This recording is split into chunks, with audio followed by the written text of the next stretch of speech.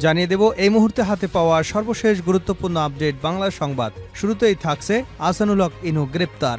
জাতীয় সমাজতান্ত্রিক দল জাসদ সভাপতি ও সাবেক তথ্যমন্ত্রী আহসানুল হক ইনুকে আটক করেছে ঢাকা মেট্রোপলিটন পুলিশ। সোমবার বিকেলে রাজধানীর উত্তরা এলাকা থেকে তাকে আটক করা হয়। আওয়ামী লীগ নেতৃত্বাধীন রাজনৈতিক জোট কেন্দ্রীয় ১৪ দলের অন্যতম গুরুত্বপূর্ণ নেতা আহসানুল হক ইনু। এবারে জানাবো, ফ্যাসিবাদ আওয়ামী লীগ সরকারের হয়ে প্রশাসনে যেসব কর্মকর্তা গণহত্যার সঙ্গে জড়িত ছিল তাদের দ্রুত অপসারণ করে সৎ ও পদবঞ্চিতদের দায়িত্বে নিয়ে আসতে নতুন তত্ত্বাবধায়ককে আহ্বান জানিয়েছেন বিএনপির মহাসচিব মির্জা ফখরুল ইসলাম আলমগীর। জানাবো, রূপগঞ্জে এখনও নিয়ন্ত্রণে আসেনি কারখানার আগুন, নিখোঁজ ১৩০। নারায়ণগঞ্জে রূপগঞ্জের রূপসী এলাকার গাজী টায়ার কারখানার আগুন ফায়ার সার্ভিসের ১১টি ইউনিট সারারাত ধরেও চেষ্টার পর নিয়ন্ত্রণে আনতে পারেনি। এ ঘটনায় ১৩০ জন নিখোঁজ রয়েছে বলে খবর পাওয়া গেছে। এখনও আগুনে পুড়ছে কারখানাটি। থেমে থেমে বিস্ফোরণের শব্দও শোনা যাচ্ছে, যাতে কেঁপে উঠছে আশপাশের এলাকা। স্বজনদের কান্নায় ভারী হয়ে উঠেছে কারখানার আশপাশের স্থান। এবারে থাকছে, ভারত বন্ধুরাষ্ট্র হলে শেখ হাসিনাকে হস্তান্তর করবে। বিএনপি চেয়ারপারসনের উপদেষ্টা ও সাবেক বিরোধী দলীয় চিফ হুইপ জয়নুল আবেদিন ফারুক বলেছেন, শেখ হাসিনার নির্দেশে দেশের অসংখ্য ছাত্র জনতাকে হত্যা করা হয়েছে। বাংলার মাটিতে আপনাকে বিচারের কাঠগড়ায় দাঁড়াতেই হবে। ভারত যদি বন্ধুরাষ্ট্র হয় অনতিবিলম্বে শেখ হাসিনাকে বাংলাদেশে হস্তান্তর করবে। জানাবো একটি সুসংবাদ, বিশ্বের প্রথম ক্যান্সার টিকার পরীক্ষামূলক প্রয়োগ শুরু।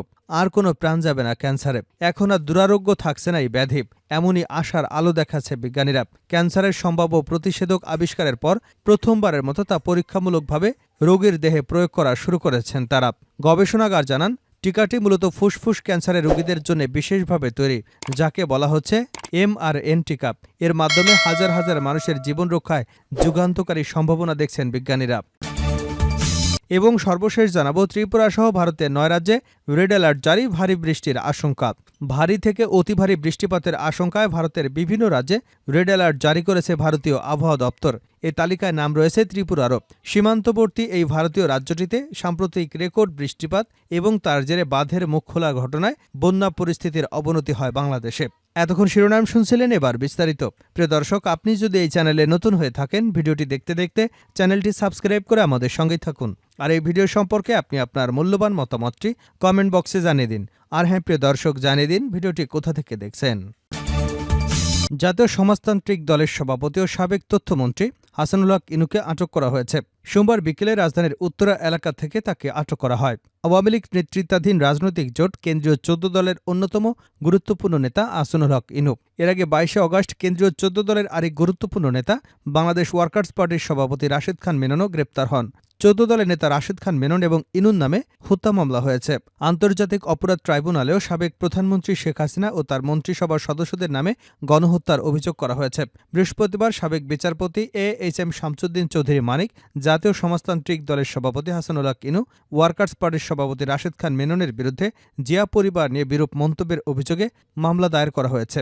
এসব মামলার পরিপ্রেক্ষিতে জাসদের পক্ষ থেকে দলটি হত্যা মামলা দায়ের ঘটনায় প্রতিবাদ জানায়। প্রতিবাদে উল্লেখ করে, অত্যন্ত সুস্পষ্ট এবং দৃঢ়তার সঙ্গে বলতে চায় যে দেশে দীর্ঘদিনের দ্বিমেরুকৃত বিভাজিত রাজনীতিতে আহসানুল হক ইনু দলগতভাবে একটি রাজনৈতিক দলের পক্ষে।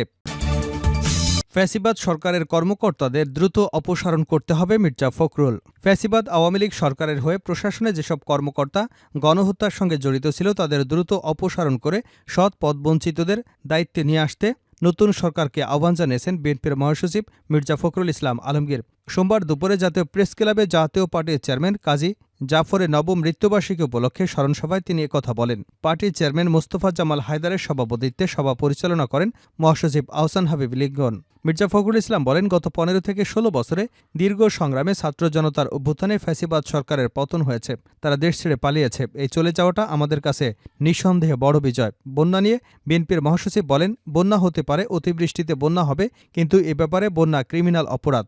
ভারত যে বাঁধ খুলে দিয়েছে তা ভাটিতে কি অবস্থান হবে সেটা তাদের অবহিত করা হয়নি, যা আন্তর্জাতিক আইনে লঙ্ঘন। অপ্রস্তুত অবস্থায় পানির ঢলে ভেসে যায় বহু মানুষ, মৃত্যুবরণ করেছে বহু মানুষ।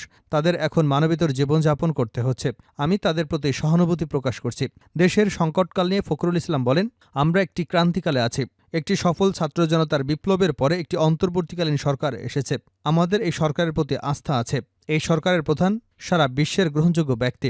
এই সরকার দেশের জনগণের প্রত্যাশা আকাশচুম্বী জানিয়ে তিনি বলেন, এই ভয়াবহ ফ্যাসিবাদের পরে এমন একটা নির্বাচন দেবেন যে নির্বাচন অবাধ ও সুষ্ঠু হবে। এর মধ্য দিয়ে যত জঞ্জাল আছে সেগুলো পরিষ্কার করবে।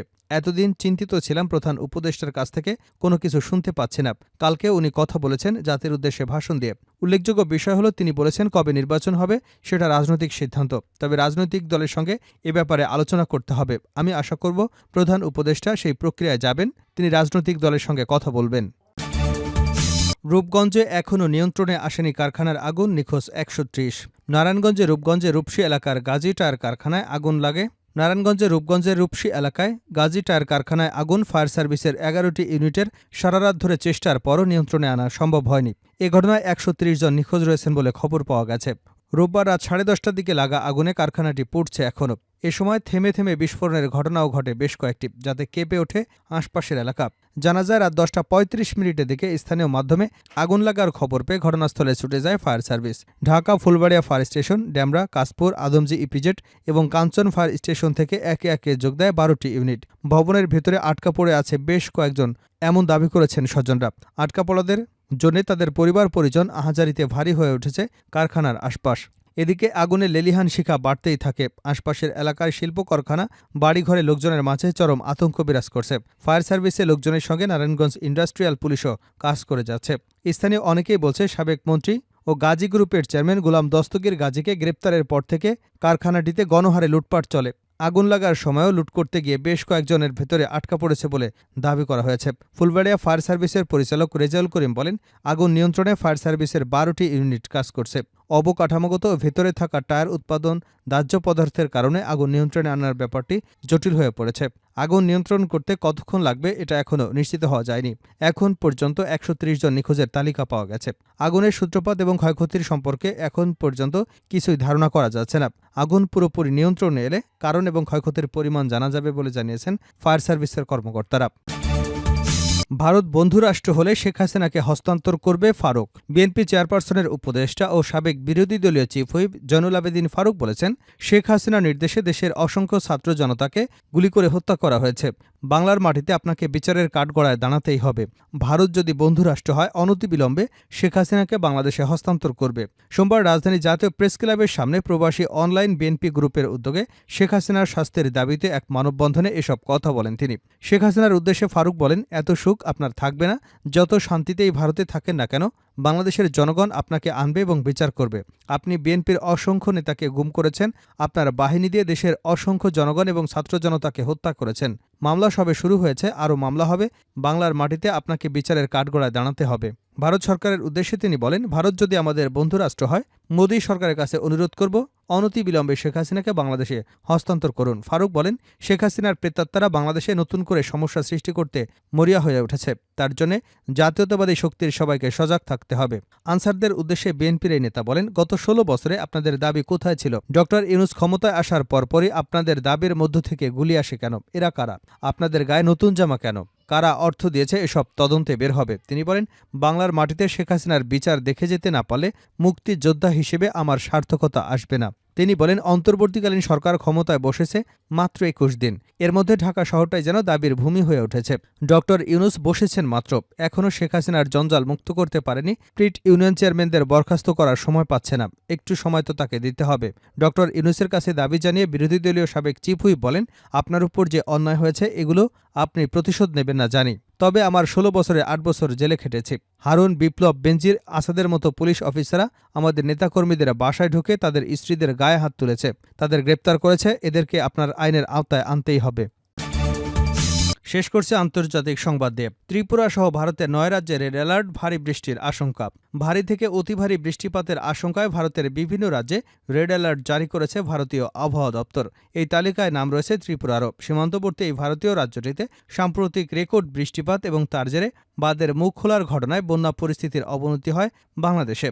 রোববার ভারতীয় সংবাদ মাধ্যম আউটলুক ইন্ডিয়ার প্রতিবেদনে বলা হয়েছে, ভারতের বিভিন্ন রাজ্যে ভারী থেকে অতি ভারী বৃষ্টিপাতের সংখ্যায় লাল সতর্কতা জারি করেছে আইএমডি। বিশেষ করে দেশটির পশ্চিম ও মধ্যাঞ্চল পরবর্তী 24 ঘণ্টায় প্রবল বৃষ্টিপাতের পূর্বাভাস রয়েছে। যেসব রাজ্যে আইএমডি রেড অ্যালার্ট জারি করা হয়েছে সেগুলোর মধ্যে রয়েছে গুজরাট, মহারাষ্ট্র, গোয়া, মধ্যপ্রদেশ, রাজস্থান, নাগাল্যান্ড, মণিপুর, মিজোরাম ও ত্রিপুরা। এছাড়া উড়িষ্যা, পশ্চিমবঙ্গ, কর্ণাটক এবং রাজস্থানে কমলা সতর্কতা জারি করা হয়েছে। ত্রিপুরায় আরও বৃষ্টিপাতের শঙ্কায় দক্ষিণ ত্রিপুরা জেলায় লাল সতর্কতা এবং ধলাই ও গোমতী জেলার কমলা সতর্কতা বজায় রেখেছে আইএমডি।